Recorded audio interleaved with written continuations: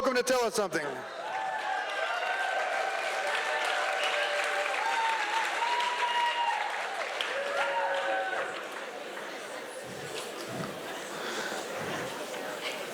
I'm going to get better at this someday. Okay. This presentation is being recorded by Missoula Community Access Television as part of a media assistance grant donated to Tell Us Something by MCAT. Tell Us Something is proud to be fiscally sponsored by the Missoula Community Foundation. Thanks to our sponsors, Top Hat Lounge, the Wilma, CabinetParts.com, the bookstore at the University of Montana, Fact and Fiction Books, the Good Food Store, Missoula Broadcasting Company, Gecko Designs, Martin McCain Woodworks and Design, Enlighten Labs, and Rockin' Birdies.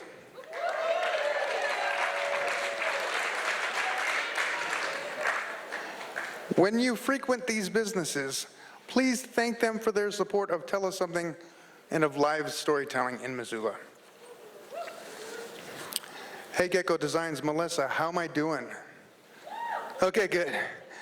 I ask her because she's a speech pathologist and I just busted out my teeth. And I'm a little bit self-conscious about that, so I'm not going to talk about that again tonight, but I just wanted to acknowledge it. If you think I'm being a little weird with my speech, that's why. Thank you. Please silence your cell phones and other mobile devices. You came to listen. Let the listening begin.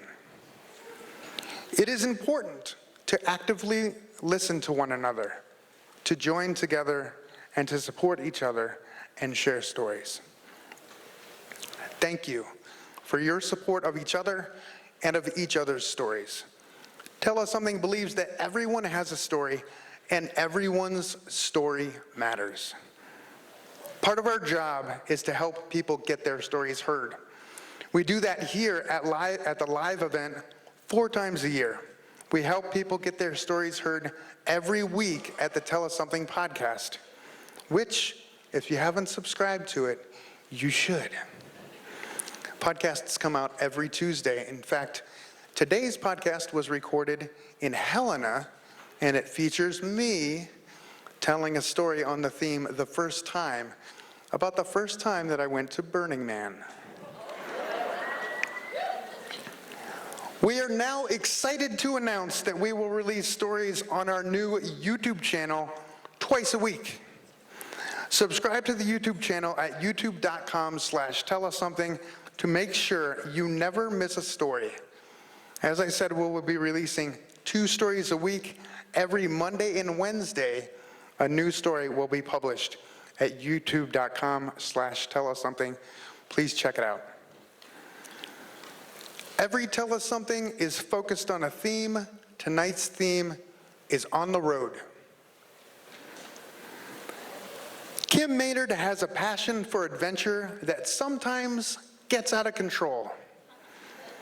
She's worked in conflict zones around the globe and fought forest fires at home, but some of the wildest adventure has been on a personal front. Storytelling is a thread that weaves her life together. She is about to turn 60 and looking for crazy and inspiring ideas on how to celebrate. Please welcome Kim Maynard.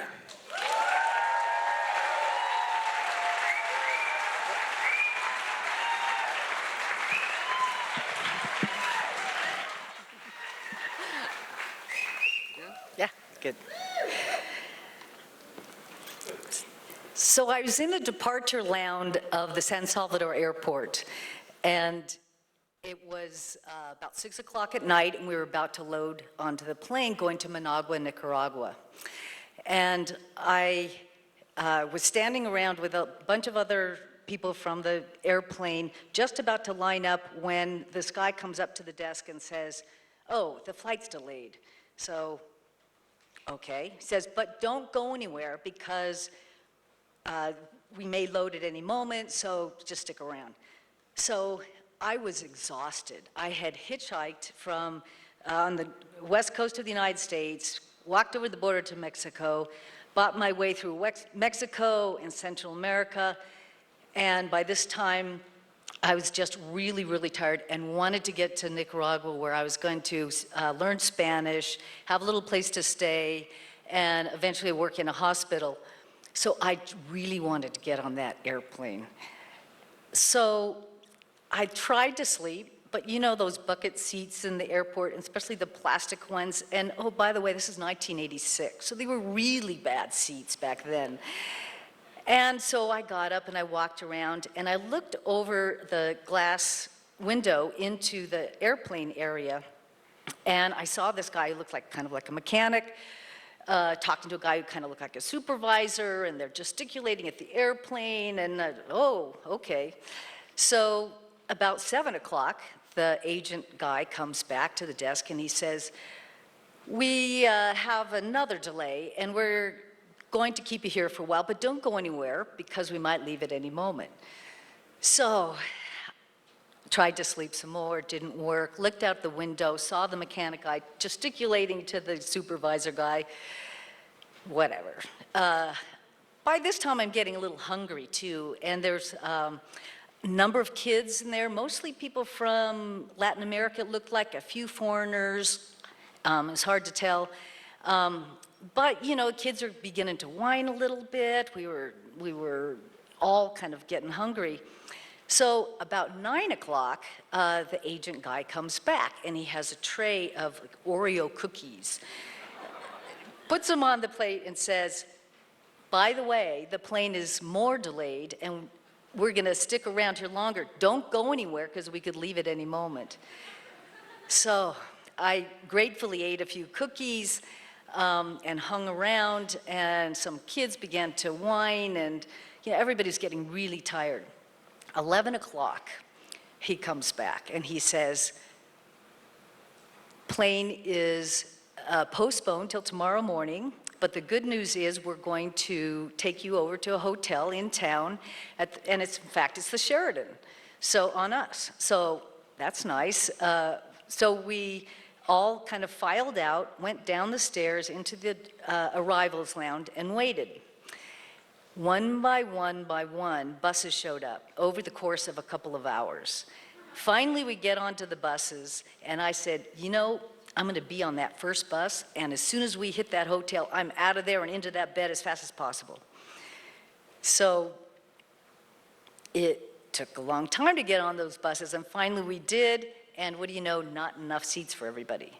Get off the buses, wait in the departure lounge for another about 45 minutes until finally enough buses, and we took off. So my seat was in the first bus, you know, a couple rows back.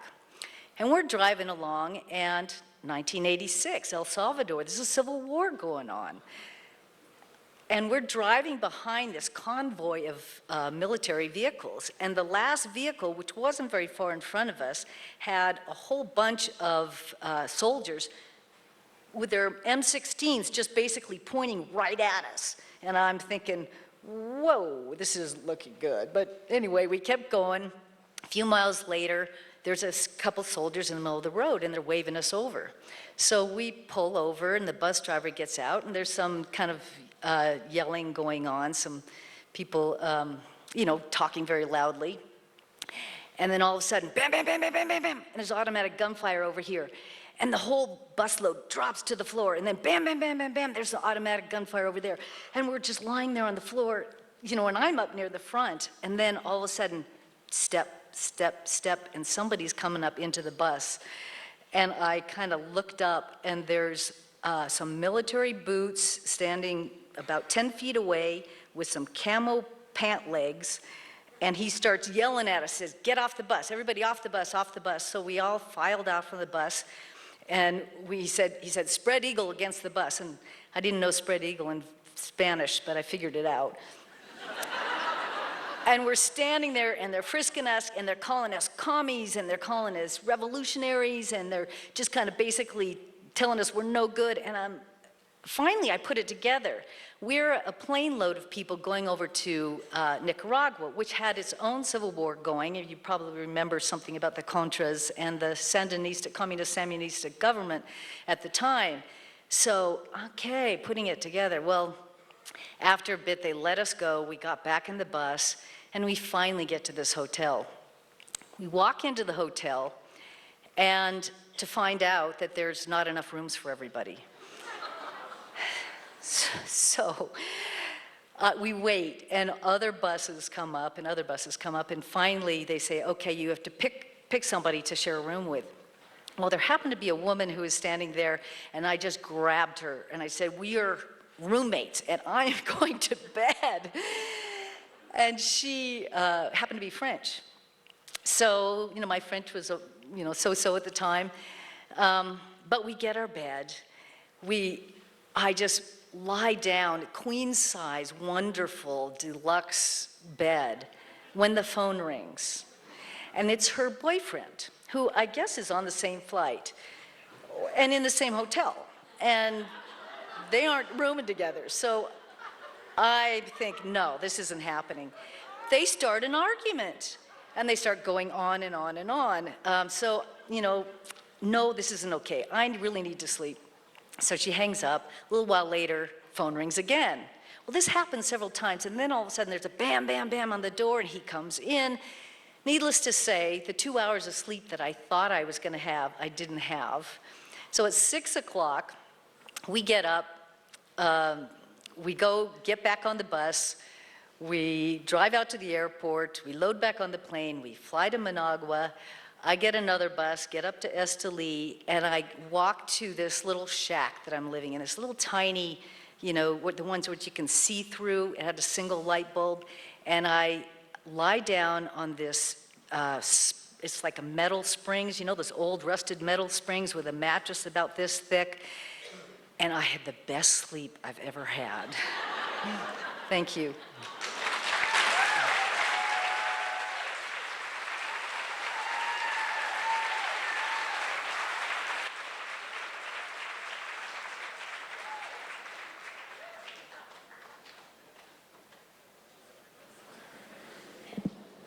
Thanks, Kim.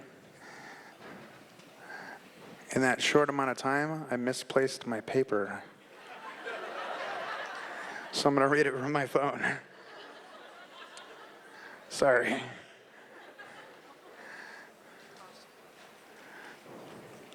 Oh, thanks, Susan. No. Yeah.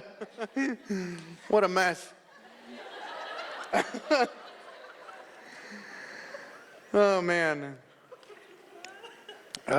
Okay. Alex Sackerson is a 2008 graduate of the University of Montana's School of Journalism. Hailing from a family of storytellers and having grown up as one himself, he now makes his living writing about the environment, politics, and the people around us for the Missoula Independent. Please welcome Alex Sackerson.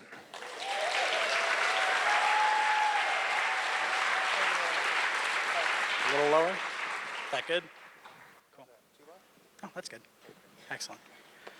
So it seems strange to start a story about roads with a stop sign, but it's been a long time since I've been able to look at a stop sign and not think of that Journey song, Don't Stop Believin'. And every time I do, I think about Melissa. We met when I was a senior in college, back when I hired her on the arts desk of the Montana Kaiman over at the University of Montana. And over countless parties, she quickly became the free-spirited core of our social group. She was the one who taught us how to turn a blue tarp and a garden hose into a backyard slip and slide, how to turn our big orange cooler into a 6-gallon vat of sangria, how to smuggle a champagne bottle into a movie theater. She loved to tell this story about the time that she'd shoot out Olympic skier Johnny Mosley for signing her ski jacket without permission. And she was never above disappearing into the inky black night to go stencil another stop sign with her mantra, don't stop believing. So when Melissa called me one May and said, hey, I need a favor, I didn't hesitate at all.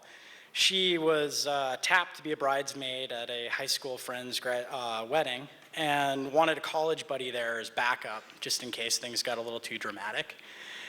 So I trucked down to Billings, and for the first part of the reception, she was going about various bridesmaids' duties while I sat at a table with her folks, bonding over cake and champagne and goofy stories about Melissa and her childhood tennis years. About halfway through the night, about when the music started to really bop, Melissa looked like she needed a breath of fresh air. So we rushed outside, or we walked outside and sat on the curb in the parking lot. And we really had one of those conversations that we hadn't had before. She opened up at a level that, our sort of social drinking buddy situation had never quite, facilitated. And so she was feeling lost. She had already vowed to leave her job at the newspaper up in Kalispell, but she wasn't quite sure where to go next. She was thinking definitely go back to school, but counseling, law school, she wasn't sure. And I did my best to reassure her that she wasn't the only one who had lost her bearings among us in her early 20s, that I'd been pretty malaised in my own job and I was kind of casually looking around for other opportunities. But I told her tonight's a party. Leave all that heady stuff for tomorrow. About mid-July that same year, I found myself stuck in traffic back in Billings with a car full of pallbearers. We'd gotten separated from the funeral procession, and I was frantically weaving in traffic trying to catch up as Melissa's boyfriend Brett in the seat next to me was trying his best to navigate us there on his phone's GPS. We got there without too much of a delay, and we stood in order of height behind the hearse, and the muted purple coffin slid out of the back. It was about that moment that I realized that not all roads, as I had thought in my college years, were physical. That there were some roads out there that life throws you that don't have a dashed line, that don't have mile markers or speed limits. The days after news that Melissa's plane had gone missing had been gnawing at my gut. I'd known that she had intended to go up on a flight with some friends as a sort of last hurrah before she left the Daily Interlake. And when I heard that a plane had gone missing in the Flathead, I feared the worst. Because of my job, I was glued to a news desk, and so I kind of found myself in that position as the search and rescue crews were scouring rivers and mountains and news reports were trickling out of keeping friends across the country updated through text and phone conversation. And the torrent of emotion at the revelation that there had been no survivors in the crash had just subsided, or had barely subsided, when I wrapped my fingers around the rails of her casket. We walked slowly down a road that I never, ever thought or dreamed or wanted to be walking. I told myself a million times not to make eye contact with anyone. And we rested her down, and I stepped away and felt like my legs were gonna buckle. If it hadn't been for a friend of mine who put his arm around me, I'm pretty sure they would have. About 2 months later, we found ourselves on a very different road, and I felt like my knees were gonna buckle again. It had been my friend Eric's idea to hike to the crash site to try to get what we thought would be some closure. And we were navigating with the vaguest of source material.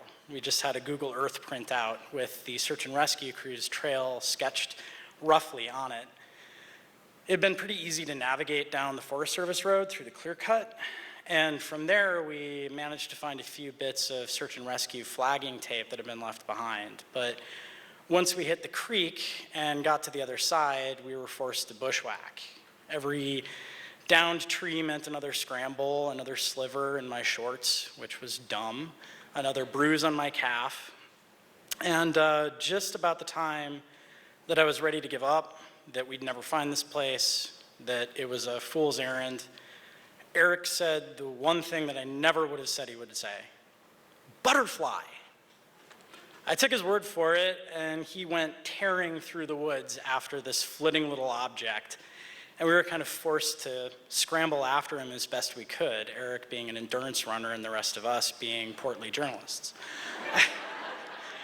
And so we finally caught up with Eric right at the edge of a clearing, and it was immediately, unmistakably clear exactly where we were. The fuselage had been removed, but there were burnt branches and broken treetops everywhere. There was still metal bits strewn up the hillside, burnt upholstery. We had traveled up there together, we had blazed this road together, but for the next 20 minutes, each of us was completely alone. I wandered around the hillside, just kind of towing at the ground, picking up bits of metal and rubbing it between my fingertips. And I realized at that point that it wasn't closure we were going to find, that this was just reality setting in, that the trail we'd blazed had led us to the unmistakable conclusion that Melissa was not out there anymore, that she was no longer traveling the road of life with us. When we'd all had our time alone, we reconvened at the top of the hill. We popped a bottle of champagne, rested the cork on the top of a cairn, and poured the first taste out onto the ground. And I wanted nothing more at that point than to be on a physical road, the kind I'd yearned for all through my college years, to be holding a steering wheel and to have a rear view mirror to look back on and see the times when Melissa had been traveling with us. But I also knew in that same beat that Melissa would have been the last one who would have wanted us to stop.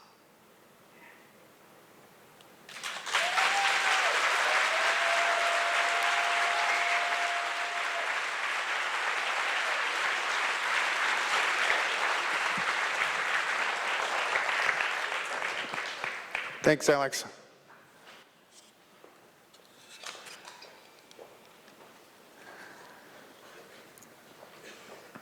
Steve Gonzalez is a third-generation plasterer living in Polson, Montana, working mostly in Missoula. Tonight marks his third appearance on the Tell Us Something stage.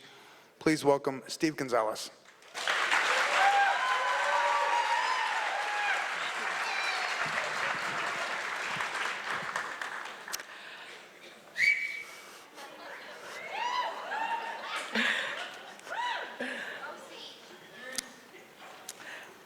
It was the summer of '72 when we were told to vacate the White House.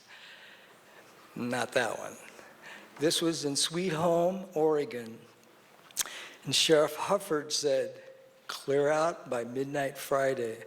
So we loaded up 2 Army trucks, 46 Chevy flatbed, a 68 GMC panel, a 56 Chevy sedan, and a Chevy 2 with our children, our possessions, our goats, our chickens, our dogs, our cats, and a litter of kitties. But we had to sell the pig, who we named Hufford after the sheriff, for $50 because we just couldn't take him. So anyway, we load up and we head to the Yak River Valley to meet up with the rest of the commune who moved there the year before. So over there, everybody's settled. It's December. 5 of us say, hey, you know, Mexico sounds cool. So we took off down there and we said, if we make it down to Mexico, let's meet in Zihuatanejo the first week after New Year's and we'll wait. Whoever don't show up, well. So we all end up there. And then we decide, hey, Guatemala. So we end up. So now it's me and George take off first to Lago Atitlan in Guatemala, and Teresa, Joanne, and Rudy were going to come a day or two later. Me and George run into a couple who just came back from South America, Colombia, raving about how beautiful, oh, the people, the mountains, how cheap it is, and the drugs. Colombian kilos, $20. Coca leaves, legal. You can just carry them around. And the magic mushrooms. Huh, really? And they grow out of the Brahma bullshit. Who would have known? So me and George, we go, okay, hey, we're heading down there. So the other 3, they head back to the U.S. Me and George head to Guatemala City. I get a passport. We go to all the countries in Central America and the consulates, get stamped in. All the ones that would do it for South America stamped in, hitchhiked to the coast, looking for a ship to work our way down. Everything was going north. So we hitchhiked across to the Gulf side. We hit San Salvador. We were going to sleep in the park. The police made us go inside their fortress, big giant walls with glass on the edge, because they said it was too dangerous. This was the first week of 1973, so it was becoming dangerous. So then we took off and we're hitchhiking, you know, Colombia, Sudamerica, a la verga, you know, means to the dick or something. Nobody knew what we were doing. You know, we were hitchhiking. I mean, what are we? They're peasants, you know, they're taking buses. So we had a code of the road. Never say no to any adventure, never quit or turn back. And when in doubt, eat. So we were hitting some places along, you know, I think going to Honduras, heading to Nicaragua. And it was barren, and I was reading a book called Fear and Loathing in Las Vegas. So all the pages that I had read, we tore out, and we had time, and we softened them up and used them for toilet paper. So I think Hunter S. would probably think that was cool. So anyway, we make it to Nicaragua, and we hitch a ride on a fishing boat to a corn island, wait for a cargo ship, get on board, work as deckhands for 7 seasick days, go through the Panama Canal, land in Colombia, cruise around, run into a dude named Nelson, a Colombian dude, this Indian, invites us to go to the jungle, the Sierra Nevadas, to work and hang out on his coffee plantation. So me and George do. It takes us 2 days to hike up to the jungle, and the Arhuaca Indians live further up. We did that for 6 weeks, came back down, went to Bogota. We got careless because it was so clean in the jungle, we forgot about being careful with the water and stuff. We got dysentery, so we had to do the pills and hang out. So we left. We made it to a village called Pandi, way up in the mountains, 4 hours south of Bogota. We make friends with Argentina kids, French kids, Colombian kids, and US kids. We tell them about the Brahma bullshit. We're looking for the mushrooms. Somebody spots them. They tell us. We're living in a place for $27 a month. We split with 5 people. So anyway, we haul ass up looking for we find the pasture. George is going to look out. I'm going to hop the fence and look for the mushrooms, you know. So, and he does. And these guys are ugly, big old humps, black eyes, horns, like from Rancho Diablo, man. So I'm running around looking. It's like Easter egg hunting. Oh, wow. There they are. And I pull them out, and the stems turn purple. It's like, oh, God, shit. I run over to George. We go down to our friends, make an omelet, eat it, head up to the mountains, wait to... Okay, for me, I just melted into the earth. Like Black Sambo and that tiger. Okay. So anyway, wait a minute. So it went on all day long. Okay. We did it a couple of times, but I got the answers. I knew what to do. I mean, I knew the truth. All my questions were answered. So me and George got together. We said, let's go to Argentina, hang out, head to Brazil, hop over to Africa, work our way on a banana boat to France, live with our French friends, screw the US, there's too much shit going down, man, we ain't never going back there. So we do. We're working our way through Ecuador. We cross the equator, get past Quito, and he's going, oh, man, I don't know. I think I need to go back. So anyway, we head back. Because he has a girl he's thinking of. Okay, we did that a couple of times. It took us a month to get back. And I made it. But here's what I know from the road. I don't know shit. I never did. I was so much older then. I'm lamer than that now. Thanks.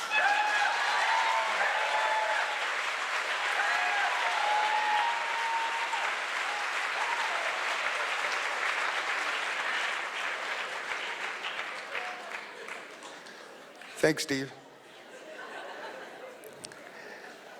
Alex Miller is a 12-year-old human from the sunny, exotic paradise of Lola, Montana.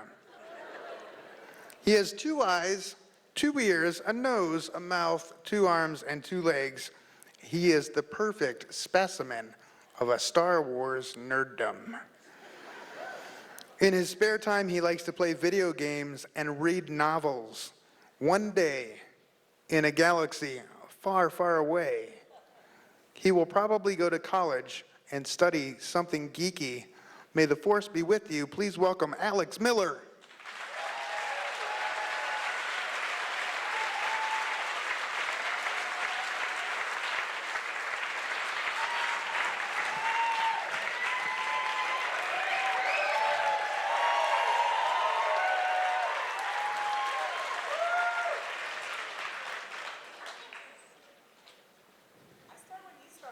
Okay. So during the spring break of 2014, I am 9 years old. We are in Bend, Oregon.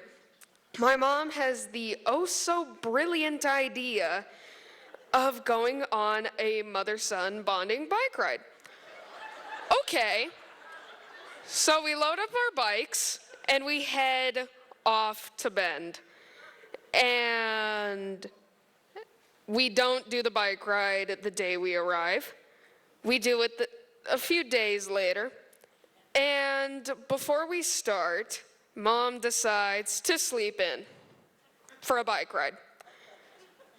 So she finally wakes up.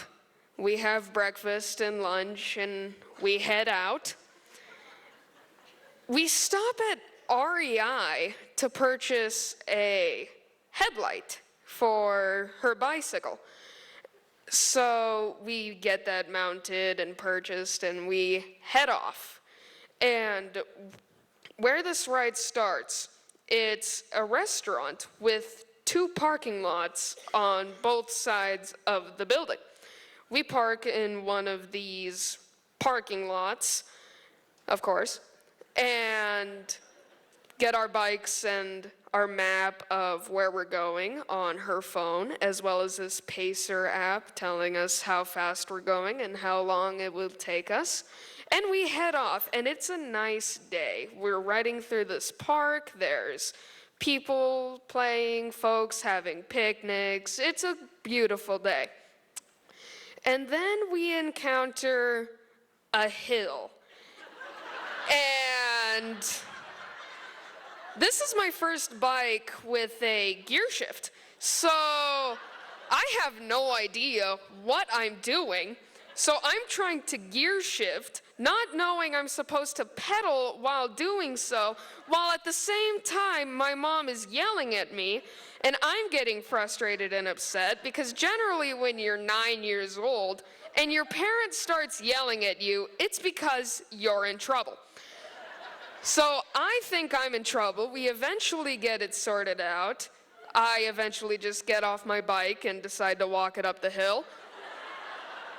And we anticipate that with all hills, you go up, you go back down on the other side.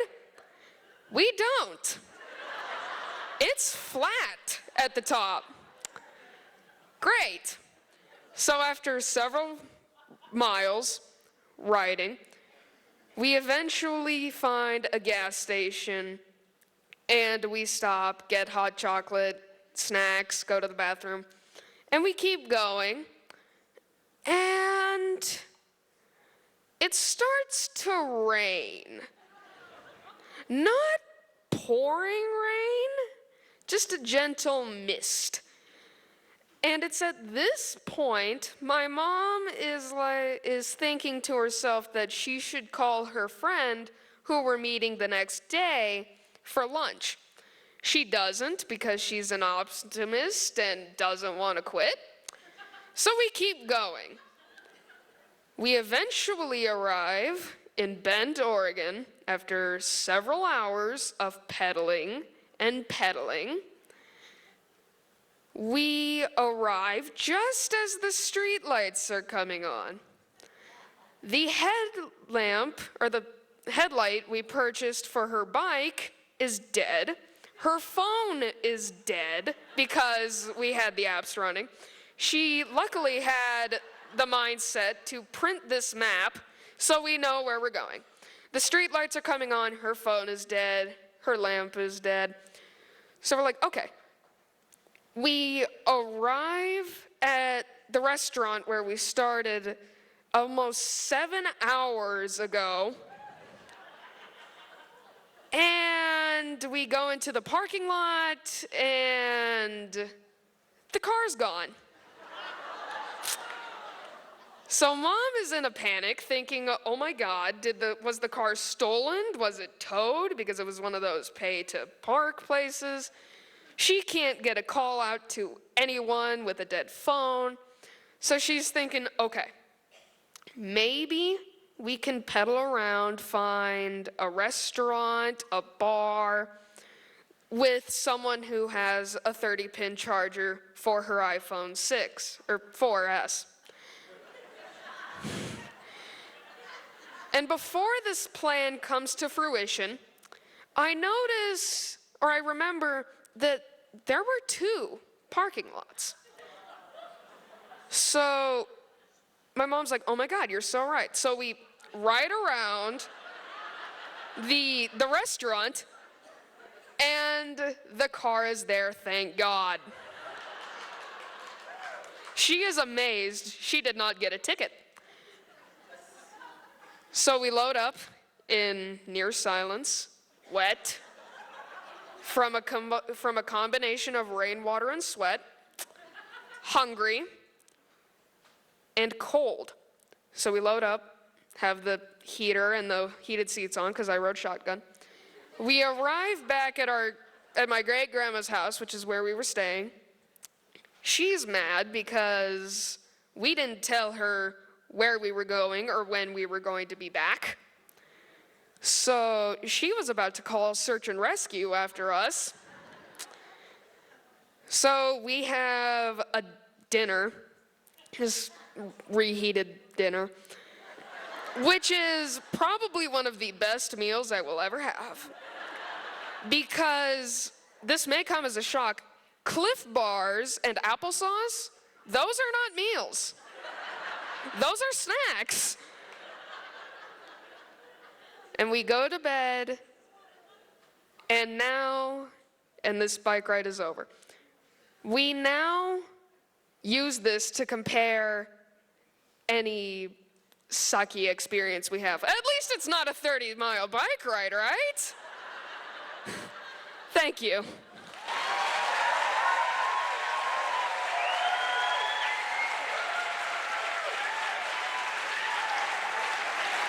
Thank you, Alex Miller.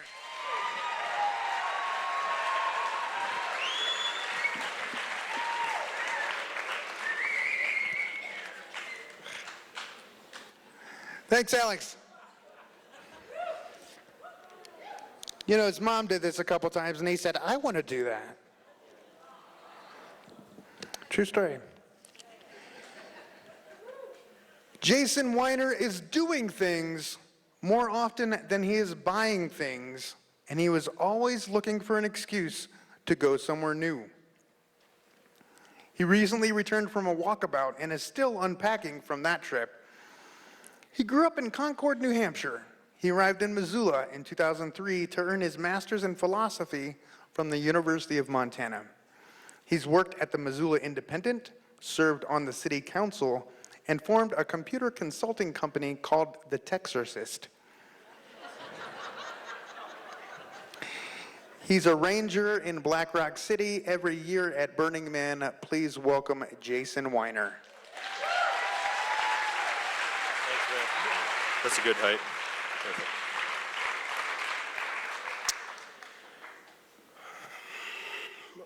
On September 11th, 2001, I was working in a pizza restaurant in Indianapolis, Indiana. 6 months earlier, I left my desk on the 103rd floor of the North Tower of the World Trade Center, and I got on a plane to Kathmandu, Nepal, which is where I met Kamal Lama.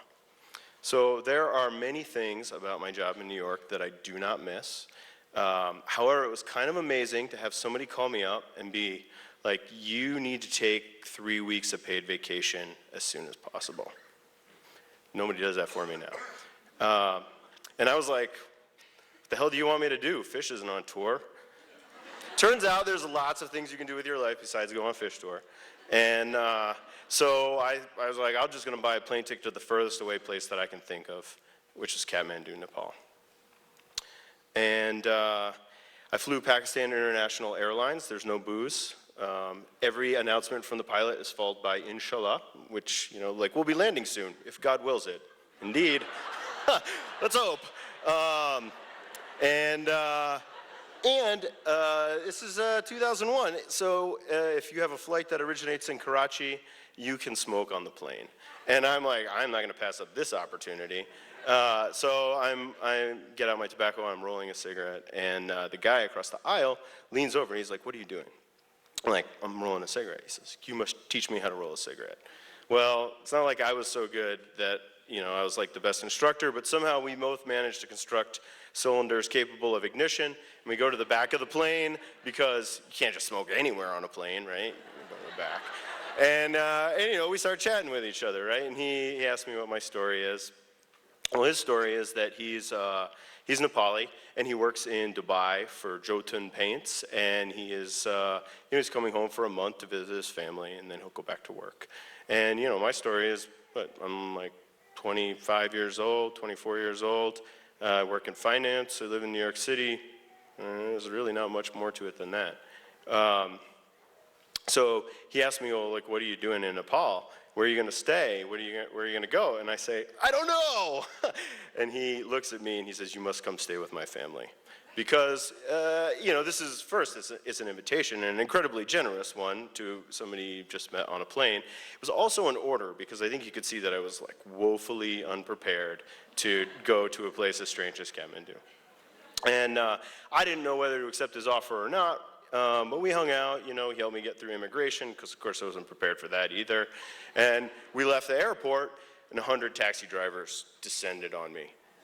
And he said something that I did not understand, and they parted, and I was like, I'm with you, man, let's do it. And so we go to his house, right, where his family, without any advance warning, does not bat an eye at this like guy with an enormous backpack who has just showed up on their doorstep. And I stay with him for a week. He shows me some of the sights and stuff, and mostly I just tag along with him while he visits his family. I sit in the corner, I drink tea, I do not understand what is being said, and it's perfect, right? I could never have asked for like a truer view of another place. And I've come to think of this as like the best kind of travel, where you just like find someone and just give them control. It's true. And I only learned this, of course, when I put a stop to it. Because I was like, I'm here on the other side of the world, I gotta like, you know, blaze my trail, and I want to go to the mountains. And I explained all this to Kamal, and he's still waiting for his bag, which the airline lost, and he can't leave Kathmandu. And so he gets me on like the last bus out of town before a general strike shuts down transportation for several days. And I wind up in Pokhara, which is this like city in the west that is like a jumping off point for the Annapurna Mountains. And my trip descends into cliche. I buy hashish, I smoke too much hashish, I throw away the hashish in a paranoid fit. You know, I get a guide, I go to the mountains, I drink the water, I get sick, I climb thousands of steps. You know, I go up a mountain before dawn with hundreds of other people to take the same picture as them of the mountain that is across the way. There are moments of magic. I met Beth and Marty from Vermont, and they told me about their life, where they travel 6 months of the year, they live debt-free on a piece of land, and I've never really thought about a life that is so profoundly different from the circuit, from, you know, like the bed to the office, to the freezer, to the microwave, to the couch. Yeah, so, yeah, that sticks with me. Of course, they're walking faster than I am, so, you know, like, they move along. And, you know, my trip continues. I wind up in in like a safari lodge in the south, and hung over on the back of an elephant with like 3 Israeli tourists who do not stop talking in Hebrew the entire 2 hours that we're up there, and the elephant is like this, and yeah, you know, never again. I finished Steppenwolf, the Hermann Hesse novel, and I am in the end, I am the protagonist, like lost in like the magic theater, despairing at this like world that I've created, and then I go to a home. I go to Kamal's home. I return to Kathmandu. His family welcomes me back. I give them all of the things that I can't fit in my backpack because I brought too much and then I bought more. What else could I do? And then they send me to the airport. And before they do that, they do this like ceremony. They put white scarves around my neck and a garland of orange flowers. It's like very moving. And they get me to the airport. I go inside the airport, breathe a sigh of relief. I'm on my way home. And then I go to the counter and they tell me, well, you did not confirm your ticket yesterday. You do not have a ticket on this, you don't have a seat on this plane. And I was like, oh, okay. And so I just kind of stood there and I was like, I really fucked up. But you know, Kamal saves me again, right? Because the scarves and the garland become the occasion to have a conversation with the person who eventually gets me on the plane. And I don't know if he just like heard about their generosity and decided maybe I'm not a doofus, or if he was just like, you need to get this guy out of the country as soon as possible. But I go back to New York City and I go back to work, right? And I make it 4 days before, you know, I'm just like walking on air. And I'm so happy to be back. And then, you know, I start to feel it by the end of the 4th day. And I go home and my roommate is like, hey man, you can go to the job tomorrow if you want to, but I'm going to the beach. And I was like, I wish I could tell you I was like thinking of Beth and Marty and inspiration, or thinking of Kamal and his family's generosity, but mostly I was just like, I have a guide who knows more than I do who's telling me not to go to work. I should go with him. So I didn't go to work on that day, and I never went back to that job after that. I mean, I did go back once to have lunch with like my old coworkers, and you know, they were like, "What are you gonna do?" I was like, this is a snowboarding video game I play a lot of called 1080. I'm just gonna go somewhere where I can actually do it. I think I'll be happier. And they were like, "You're gonna leave New York, right? Are you gonna come back?" And I was like, "Listen, New York's not going anywhere, and I don't want to be here if it happens." So I wasn't. That's it. Thanks.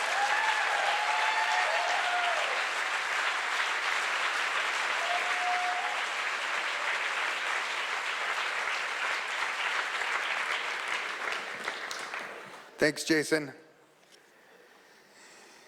You know, people often ask me, how do I sign up to tell a story at Tell Us Something? Go to tellussomething.org and click Tell a Story. The themes for 2017 will display. Click the theme that resonates with you. There are 2 Tell Us Somethings remaining this year. One is September 10th as part of the Norman Maclean, in the footsteps of Norman Maclean Literary Festival, and the theme for that one is Up the Blackfoot. We are taking story pitches right now for that one. Speaking of story pitches, you call then 406-203-4683 to pitch your story. Don't forget, Tell Us Something also now has a YouTube channel. We will be producing regular videos twice a week. You can watch them at youtube.com/tellussomething. Subscribe to the channel and tell your friends. Thanks again to our sponsors, Top Hat Lounge, the Wilma. The staff at the Wilma has been amazing tonight. Thank you so much.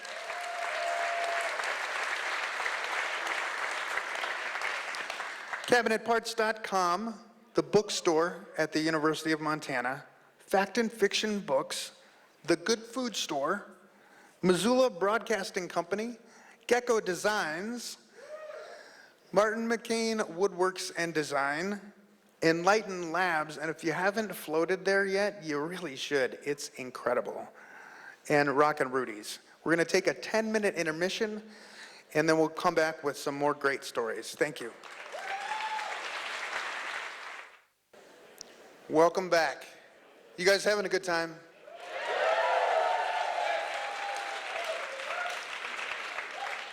Happy first day of summer. Right? I'm so grateful that you came here on the first day of summer. I thought we were going to be like 5 people in the audience and 10 storytellers, and we would have still done this exact same thing with 5 people in the audience. But thank you so much for coming out tonight. Give yourselves a big round of applause.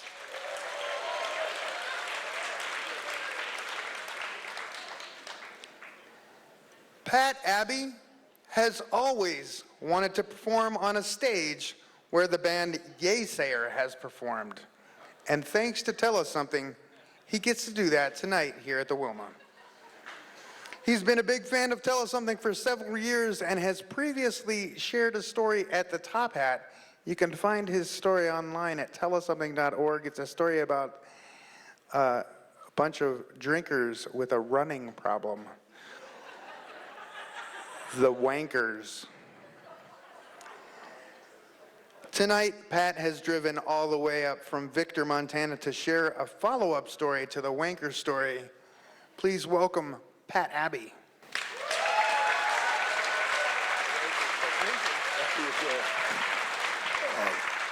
Hi. Yeah, several years ago I did a story here about a running club that I was a member of, the Wanker Running Club.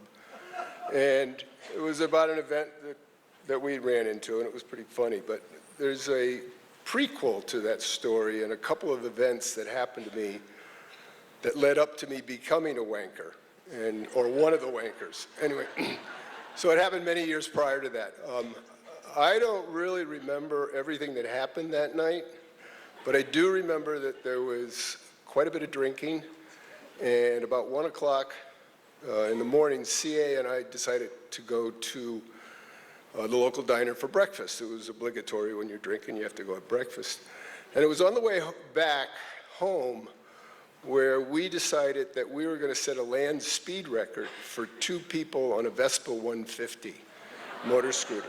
And we lived in the country, and it was on a country road where it opened up into a 4-lane highway where it went underneath the interstate. So we were tucked down, and the goal was 50 miles an hour. And I'm not sure what happened, if he passed out or he fell asleep, but the next thing I remember is hitting a big bump, losing my grip, falling backward in slow motion and bouncing along the road, and I ended up in a sitting position. CA was laying in the middle of the southbound lane, and the bike was laying next to him. He was face down. And I said, CA, we got to get the fuck out of here. And I tried to get up off the ground, and my legs stayed there. The sense of panic started to come down on me, kind of like it is right here tonight. And I knew that I wasn't going anywhere, and he wasn't going anywhere, and there was no cars. There was a couple of cars that probably went by on my side, whether they saw us or not, I don't know. It was dark at night. But there's one thing that I've carried with me all my life, and on his side of the road, there was this yellow Volkswagen that came up and at the last minute swerved to go around him and kept going. And at this point, I'm hysterical and probably in shock and everything like that. I don't know really what happened, but somebody did eventually stop, and ambulances came. We went to the hospital. I was transferred to another hospital, and I had 7 hours of surgery, and I spent 10 days in the hospital, and I had a cast from my asshole down to my toes in a awkward position. But unbeknownst to me, and my parents knew, but I didn't, the severity of the injury. And basically, I had shredded all the meniscuses, or whatever they're called, the ligaments off my left leg, my left knee. So fundamentally, the only thing that was holding it on was the skin and the artery on that. So they were concerned that I would never walk again. And they were also concerned that I'd have no lateral stability because they took all that out. They cut the hamstring, they drilled a hole through the femur, they sutured it in, they put back what they could, and set me on my way. I went back to school, college, and therapy. And when it was all said and done, I could stand, I could walk, but I could only bend my leg about 80 degrees, 75 or 80 degrees. And this is when the doctors, or I say now, this is my can't years, and the doctors inform me what I can't do. And I can't play football, can't play baseball, can't play any sports, tennis, skiing, sailing. I was a sailor, I was a runner. Can't do any of these things. They kept saying, this is it. You can walk, and that's as good as it gets. I also learned that I can't sit in the back seat of a car. I can't kneel in church. I can't walk up and down stairs. I had to lead with my right foot going up, my left foot going down. I walked with a slight limp. And then most of all, I can't fall. So I learned to always look where I was putting my left foot before I did it. And it just, over the years, it became second nature because it was something I just couldn't do. I couldn't fall on that. So I kind of felt sorry for myself for 3 or 4 or 5 years. And as Gonzo said, there was drugs back then, so that kind of helped out a little bit. And then I met my wife, and she was an avid skier. And I really wanted to go skiing, but I can't.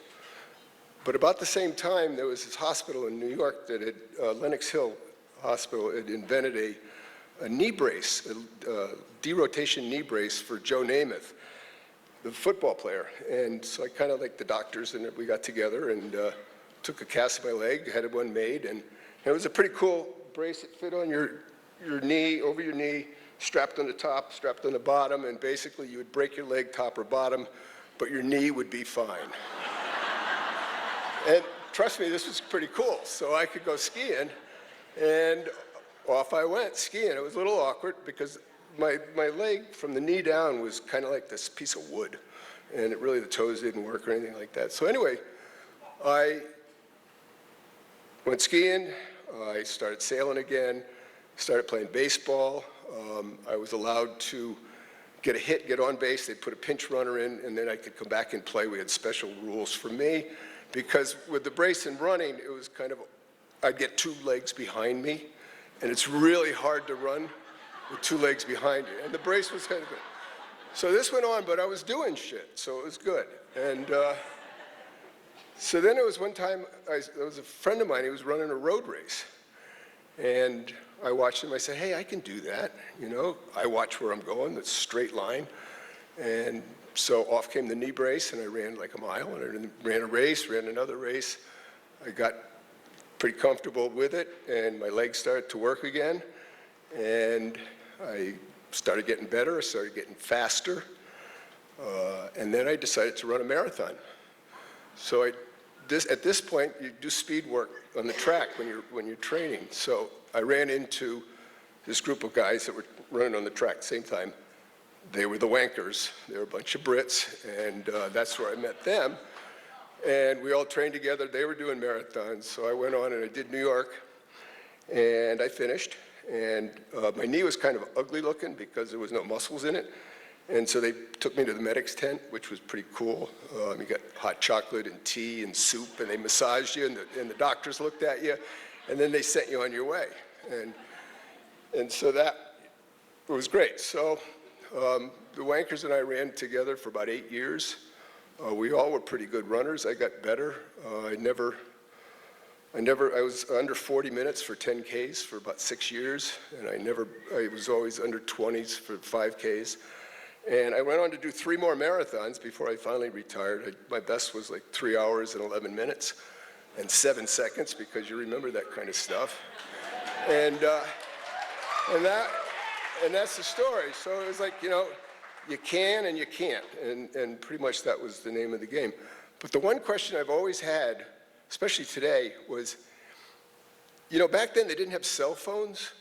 And I always wondered how the hell they called the police and the ambulances. You're out in the middle of nowhere.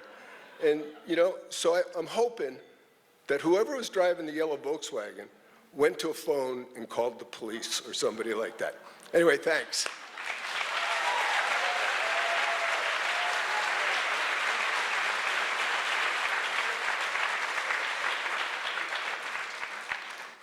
Thank you, Pat.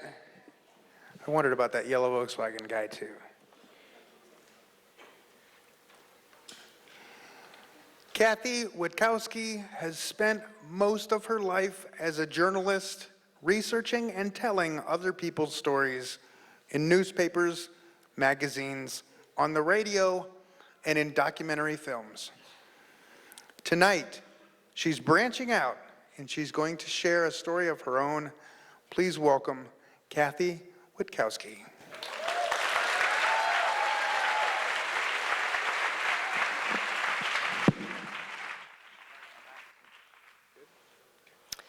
This story is dedicated to the love of my life, Jay Kirby. I first met Jay a number of years ago through mutual friends. And then 3 years ago, I hired him to design a remodel project for my house. When I first spoke to him about it, he used his usual spiel on me, explaining why he loved to be an architect. He said, "I make people's dreams come true."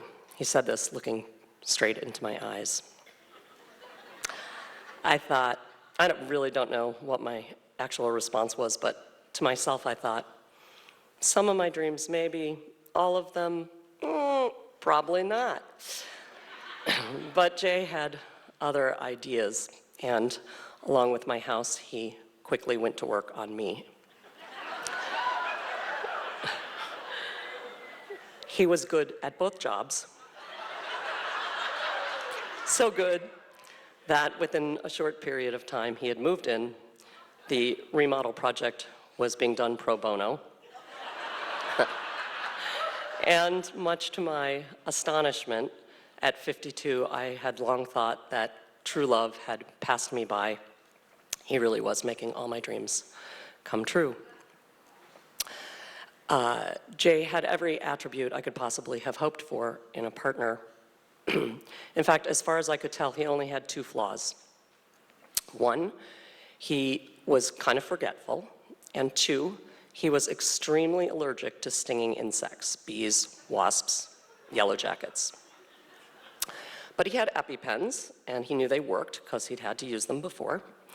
And I figured if I had to remind him to make a few important phone calls or help him find his keys occasionally, it was a small price to pay to live with someone so lovely. So that following year was the happiest year of my life up to that point. And that sang a lot, considering that we not only endured a major remodel together, which went on 3 times longer than it was supposed to. That's no kidding. If anybody's been through a remodel, they know that's not uncommon. But that somewhere in the middle of it, I was diagnosed with cancer and had to begin a 7-month regimen of chemotherapy and radiation. So not exactly a recipe for domestic bliss. In fact, either one of those things could easily have ruined another romantic relationship. But for Jay and I, it just allowed us to see what we were made of, and we liked what we saw, and we became closer. Thank you. That fall, I received a clean bill of health, and we rejoiced. Thank you. And we carried on creating the life that we had envisioned for ourselves. We had gotten the memo from the universe. We understood that life was both precious and fragile, and we were going to take advantage of every day that we could together. But the universe seemed to think that we hadn't read the memo carefully enough, because last summer, July 22nd, to be exact, a Friday, right around 5 o'clock, Jay called me at home. He had been working at a rental property he owned on 4th Street near the Good Food Store, and told me he'd been stung. And I bet you can guess what the next line was. He'd forgotten his EpiPens at home. He was preparing to drive himself to the hospital. He told me where the EpiPens were. I said I would grab them and meet him there. and that when we hung up, he should call 911. Now, this wasn't as crazy an idea as it sounds at first. We knew that there was generally a lag time between when he was stung and when the anaphylactic shock would set in, and rather than sit around and wait for an ambulance to show up, it made more sense for him to drive himself to St. Pat's, which was only about 1.5 miles away, and even in rush hour traffic shouldn't take him more than 10 or possibly 15 minutes. But when I got in my car, I realized I had a better idea, and that was that I should intercept him on the way to the hospital. Our house was on near Russell Street on the north side of the bridge, and he would be driving across Russell Street from the south side of the bridge. So I called him to tell him that I would intercept him on the bridge, where no doubt he would be stopped in traffic. It would be easy enough to see his green truck, and I would be able to hop out and give him the EpiPens. So I called him. There was no answer. So I called 911, and they told me that, in fact, he had called them, but that they had to put him on hold because there's only one dispatcher on at a time, and they'd had another call coming in. And when they went back to his line, they'd been disconnected. The last they knew, he was at 3rd and Russell. They had told him to pull over and wait for help. I thought, okay, I'm going to find him at 3rd and Russell. Now, if you've ever been on Russell Street during rush hour, you know that traffic is very slow. It seems a whole lot slower when you think your beloved is on the other end in anaphylactic shock. But I finally made it to 3rd and Russell. Sure, I was going to find his truck. It wasn't there. I thought, well, I must have just missed him. I don't know how, but well, there's a lot of green trucks. Maybe I just didn't see him. So I turned around and I started coming back over the bridge, thinking he had made it to the hospital. Please be okay. Please be okay. Please be okay. Please be okay. At the emergency room, they told me they had not seen a bee sting victim. Now I was really at a loss. This was pretty much had all the ingredients of a nightmare that you cannot wake up from.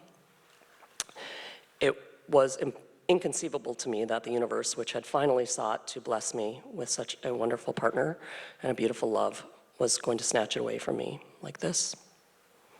Jay, where are you? Where are you? Where are you? Where are you? Please be okay. Please be okay. Please be okay.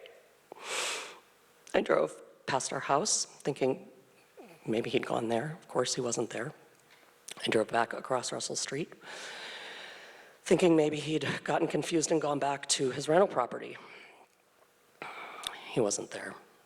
Please be okay. Please be okay. Please be okay. Please be okay.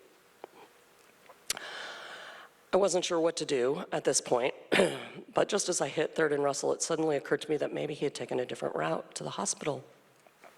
Maybe he decided to stay on 3rd and go across Orange Street. And indeed, within a few blocks, I spotted his truck parked in a parking lot of a local business.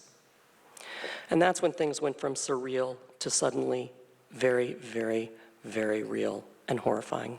Because when I looked in the truck, Jay was slumped against the driver's side door, his face ashen, his mouth open. I started to shriek. He did not respond. I couldn't remember how to administer the EpiPens. Fortunately, I saw someone I knew on the sidewalk and somehow managed to convey to him what was happening. He got in the truck, administered the Epis. His companion called 911. The two of them dragged Jay out of the truck, put him on the sidewalk, started to administer CPR while we waited for the ambulance. The rest of that day passed in a blur. I was in the ambulance. Jay had a faint heartbeat. They did not have to use the AED. But it was pretty clear from the conversation I was hearing in the back of the ambulance, I was in the passenger seat, that it was a little touch and go. At the emergency room, they sedated and intubated him. I had a few friends come to show me support. It was fairly clear he was going to live. It wasn't clear how much damage had been done or how long he'd been without oxygen. I stayed that night in the hospital with him. They put him in ICU, intubated. His wrists were strapped to the bed so he wouldn't pull out the tube. They kicked me out at midnight. I came back the next day around mid-morning. They did remove the tube. And miraculously, Jay came to after the sedatives were off, and he was back to his normal self.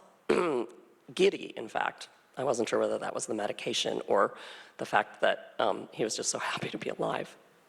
But soon it became fairly clear that we had another obstacle because he had virtually no short-term memory. And every time I tried to explain to him what had happened, he would retain it for about 5 minutes. And then he would ask me over and another time, why does my chest hurt? What day is it? And went on and on like this. They finally discharged Jay the next day, but the nurse wasn't terribly optimistic that he would recover his memory. So I began to prepare myself for a lifetime of compensating for this. I got him a notebook. I got him a pen. I told him he had to take detailed notes of every conversation he had. People compensate for much worse things. So I figured, okay, this is our new life together. As it turned out, that was not our new life together. By the end of that week, Jay had recovered his short-term memory, in as much as he's ever had a short-term memory, that is. But that's actually a good thing, because now that he's gone through a series of desensitizing shots and is no longer allergic to stinging insects, that leaves him with only one flaw. And I really don't think I would have married him if he'd been too perfect. So, thank you.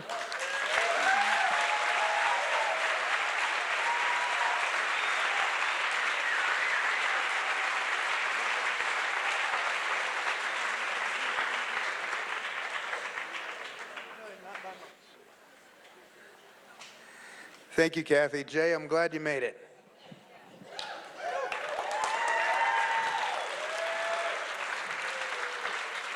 Well, I'll forget things. Like, where's my glasses? Oh, they're right here. Hilly McGann was born and raised in Arley, Montana. She has worked as a domestic violence attorney on the Flathead Reservation since 2012. She received her bachelor's degree from the University of Montana in 2007 and her Juris Doctor from the University of Cincinnati School of Law in 2012, where she was a fellow with the Urban Morgan Institute for Human Rights and the Ohio Innocence Project. Before law school, Hilly worked as a human rights accompanier in Guatemala, where she lived and traveled with witnesses testifying in genocide cases. Hilly enjoys fishing and hiking with her husband Jacob and their young sons Theo and Julian. She also enjoys being on time and eating good food with her enormous extended family. Please welcome Hilly McGann.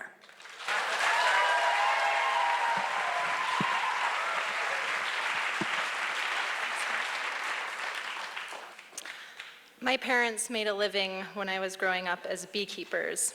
I was born and raised in Arley, along the Jocko River, where we had our family honey business. We lived really simply. We grew most of our own food, and we ate wild game, and we lived in a log cabin.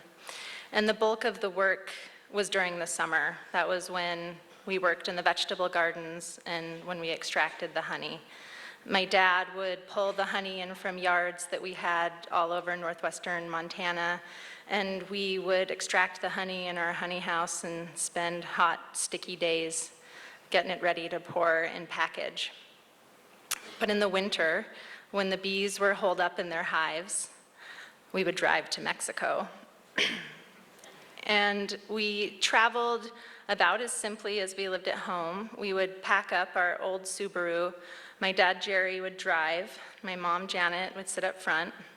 And my sister, Romy, and I would sit in the back. And then we would have 6 weeks worth of camping and food things spilling all around us in the car. So we'd set off from Arlee, and we'd take about 3.5 days to get down to the Sonoran Desert. My dad never drove over 55 miles an hour. That was partly for fuel efficiency, and partly because if he drove our car over 55 miles an hour, it started to shake. So even though Dad drove really slowly, he hated to make, probably because he drove really slowly, he hated to make unnecessary stops on the way down, and so we always had to coordinate our pee stops with our gas stops, with our heating up food in the gas station microwave stops. And then we'd get down to the town called Bahia de Quino, where we would usually camp outside of, in a little secluded area in the desert on the coast of the Gulf of California, and we would spend 6 weeks there. And 6 weeks is long enough for mice to start living in your car. It's long enough to miss the shortest, darkest days of the Montana winter, which was also important for Dad and for all of us. And it was long enough to really get settled into a really beautiful place. One particular year, when I was 12 years old and my sister Romy was 15, we had spent our 6 weeks in the desert, and we were getting ready to head back to Arlee. And so we packed up camp and started on day 1 of the road trip north. The day got off to a really bizarre start when, on the highway, driving towards the border, a dead dog flew out of the truck in front of us, and its stiff, rigor mortis-stricken body clattered along beside us on the highway. As we got closer to the border, we realized that we also had a bag of unused Mexican limes. And if there's one thing that my family never did or does, it's waste food. And fruit is also a particular delicacy because we also never really ate anything that was out of season and didn't buy a lot of groceries at home. So citrus was something special. In Montana, we would mostly eat Dad's apples out of the root cellar in the winter, which were starting to taste like the root cellar. So Mom scrambled to figure out what to do with these limes that were either going to be confiscated or thrown out by the time we got to the border, which was coming pretty soon.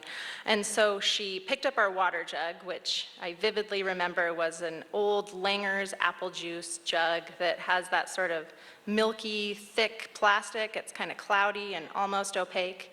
And she picked up that water jug that we had our water in, and she squeezed all the limes into it because we were going to have a batch of limeade from the limes. And by the time we got to the border, she'd solved the lime problem. Along the way, though, she'd also somehow lost the cap to the Langer's jug.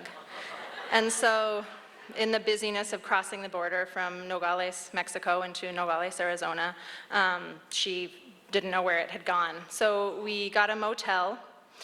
We either camped along the way or stayed at really cheap motels on the drive down and on the drive up. So we got a motel in Nogales, and being a desert where we were and still kind of being chilly at night, Mom just left the Langer's jug on the floor of the passenger seat of the car. And the next morning, she located the cap somewhere in the car. She got some sugar packets from the restaurant near the motel we were staying at. We hit the road. She ripped open those packets and put them in, made the final ingredient of limeade, shook it up, and swirled it around, and we just headed towards home on the second day of the road trip. Mom opened it up somewhere in Arizona and took some long gulps from it. And she offered some to my dad, who declined because he was still drinking his motel coffee. She poured some in a cup and handed it back to Romy and me, and Romy had some long drinks. Mom took another long pull. And then all of a sudden, in a voice that we'll always remember, Mom said, "Jesus, Jerry, pull over." And my dad, who hated unnecessary stops and unnecessary drama in general, immediately pulled over. And before we even came to a stop, Mom opened her door and hurled the Langer's jug out of the car. And we quickly learned that one of those desert mice that had been living in our car had climbed into the opened Langer's jug the night before and drowned. My mom described the scene that followed as an unprecedented uproar, where I bolted out of the car and inexplicably started running and crying. And Romy got out of the car and informed the family that she would not get back in the car until and unless they took her to a hospital to get her stomach pumped. Somehow, I don't know how, I also don't know what happened to the Langer's jug, Romy and I were coaxed back into the car, and we continued our drive north. I don't know that there are any lessons to be learned from this story. Maybe that you should throw the limes out before you get to the border, or if you're gonna make limeade in a cloudy Langer's old apple juice jug, that you shouldn't lose the cap, or that you shouldn't camp for so long that mice start living in your car.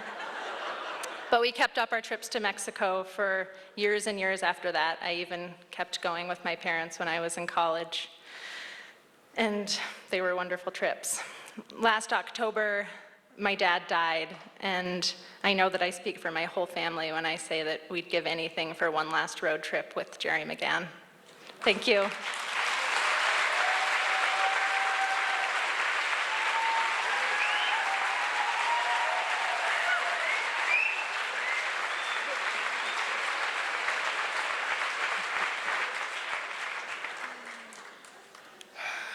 Thank you, Hilly.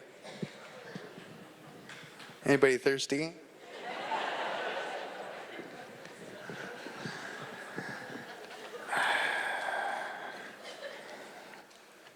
Big thanks again to all of you for coming out tonight to hear some live storytelling in Missoula. Thanks again to our sponsors, Top Hat Lounge, the Wilma, CabinetParts.com, the bookstore at the University of Montana, Fact and Fiction Books, the Good Food Store, Missoula Broadcasting Company, Gecko Designs, Martin McCain Woodworks and Designs, Enlighten Labs, Rockin' Rudy's. Thank you so much.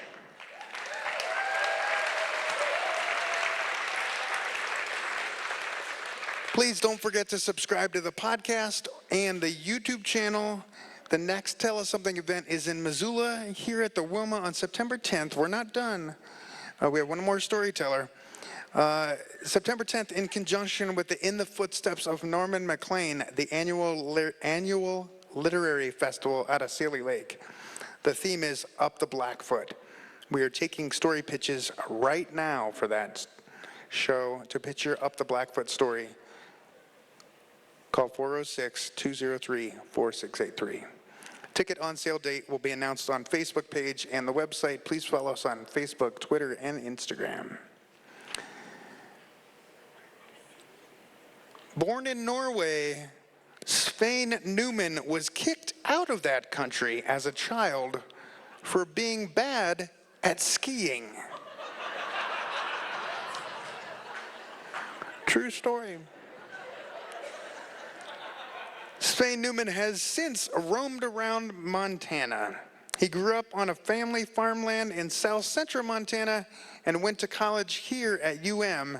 And after a 6.5-year stint in Billings, is once again a Missoulian. When he's not busy being afraid of speaking on stage, Svein works for a conservation and family agriculture nonprofit called Northern Plains Resource Council. He also volunteers with Soft Landing Missoula,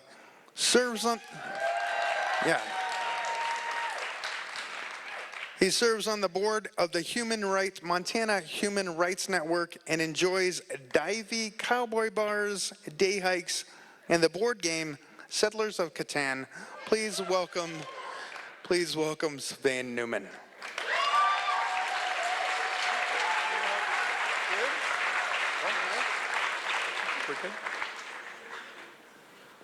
When I was a child, I used to struggle with what I was going to be when I grew up. Maybe you did too. I think it's pretty common. And my mom is maybe the smartest person I know. She gave me some advice. She said, Svein, everyone is uniquely good at something. Everyone has a special talent. Find yours, pursue it, and you can't go wrong.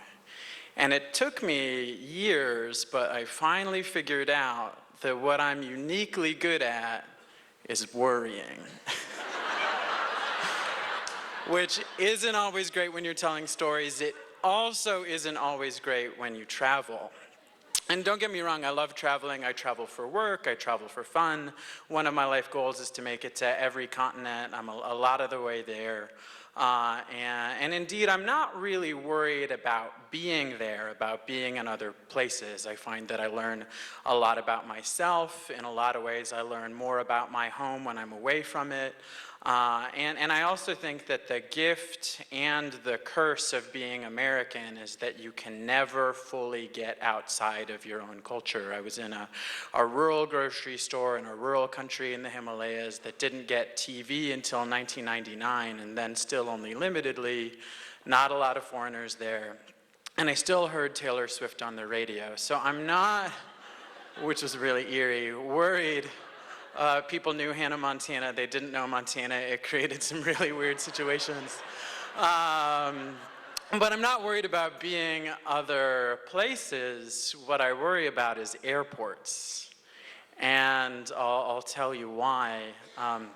My first trip to the Minneapolis airport was a couple of years after 9/11. It was my first time flying after 9/11, and I had a multi-hour layover, maybe 3 hours, and at a certain point I needed to use the restroom. And I don't know how much time you've spent in airport men's restrooms. I'm gonna guess that question splits the audience about 50-50, but whether you know or whether I'm sure you can imagine, sometimes the floors are, shall we say, a little bit sticky. And this one was particularly sticky, and so I didn't want to set my bag down. I didn't know what would happen, right? I was like, I have all these scenarios running. And so I had a really great idea. I thought, maybe I'll just ask a shop to hold my bag for me. And those of you who are groaning or laughing, you know, right? You've heard the every 20 minutes announcement over the intercom that that's not a thing that you do, but I hadn't heard this yet. And so I go from coffee shop to bookstore asking if they'll watch my bag for me. And they say no, because of course, apparently terrorists hate lattes and novels almost as much as they hate liberty. But undeterred, I have an even better idea, because I passed by an area, kind of a corner where nobody was sitting, and there was kind of a column that obscured view, and there were some seats, so I thought if I just hide my bag, it'll be fine, it'll still be there when I get back. And so I go to the restroom, you know, I'm going about my business, and I hear this announcement over the intercom, Svein Newman, please come to gate E27 to claim your bag. And mostly I'm impressed that they got my name right, because I have an uncle who 30 years later still can't do it. But obviously it's a little jarring too, but there's not a lot I can do, so I sort of continue going about my business. And they announce again, Svein Newman, please come to gate E27 now. So I hurry and I sprint there, and there's a flight attendant on the phone with TSA to come detonate my bag at a personal cost of $2,000 to me, because freedom isn't free. And we start to talk, and we enter into a sort of negotiation, which becomes a lot easier once we both realize that we're on the same team of me being an idiot.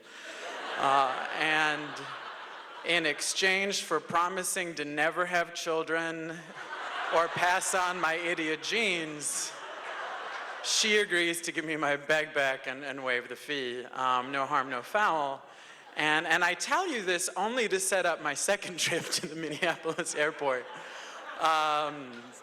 I was flying back from Norway, and you have those long transatlantic flights, and I was sitting next to a guy, and I was nervous. I normally don't talk to people on flights, but, I had these nervous jitters, and so I decided that I need to, but apparently I'm bad at making conversation when I'm nervous, because I'm like, so airplanes, huh? But it works. Like, it shouldn't work, but it works. It turns out this guy does international quality control for IBM. He flies for a living, and so he's telling me all of these stories about his adventures all over the world. And at a certain point, he tells me something that should have been foreshadowing, but which I took as reassuring, which I needed at the time. He said, Svein, it's eerie. I've never seen anyone stopped by airport security. I've never seen it happen. And I was like, oh, well, that's great. Maybe this time Minneapolis will be different. And so the plane touches down, and we're at the back of the plane, so we're at the back of the security line when we get off and are waiting, and this sort of gruff TSA officer walks kind of up and down the snaking line until he gets to me, and he stops. And he says one word, he says, passport. So I hand it to him, and he looks at it, looks at me, looks at it. Montana, huh? And I say, yeah, yes, officer. And he says, that doesn't look like a Montana hairstyle to me. I had long hair at the time, and I tried to explain to him that I live in Missoula, and we do things a little differently there.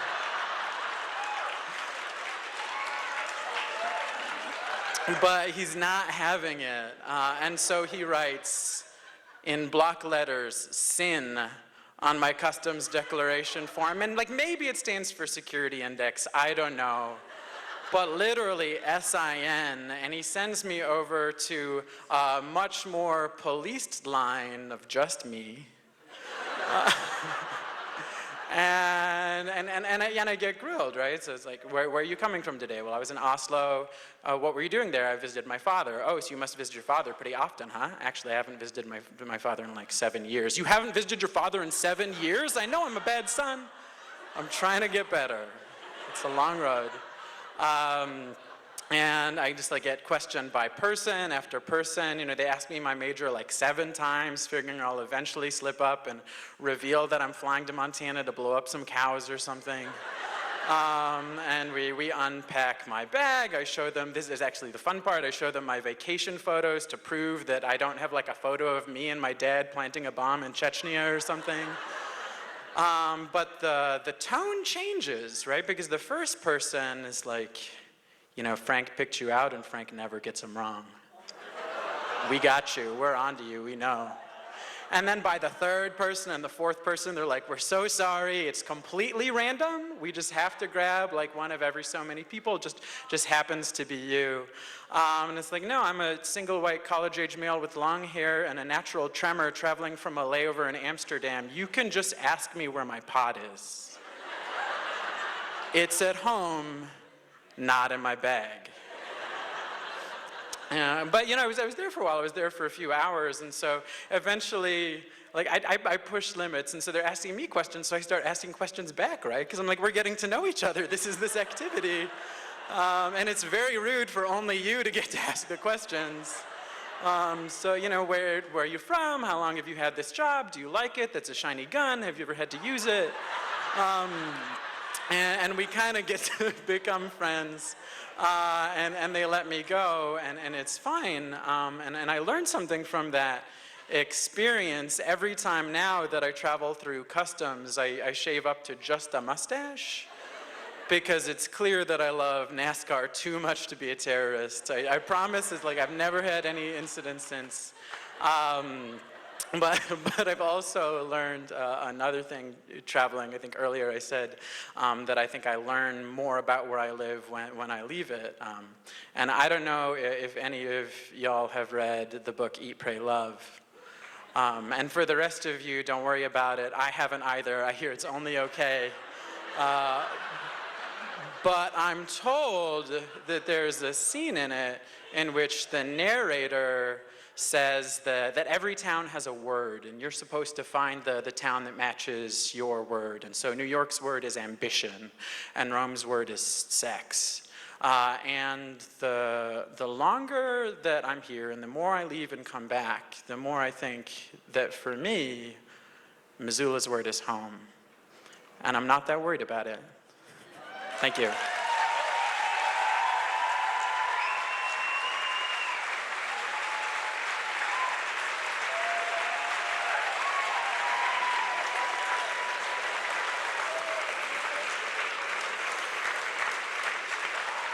Thank you, Swain. Welcome home.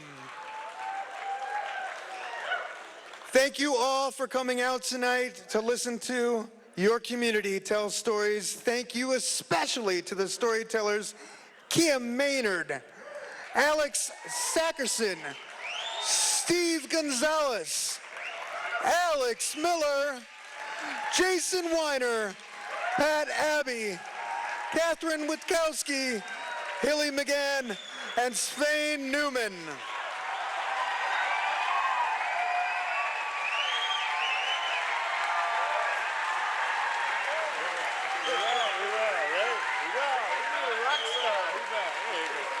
How about this?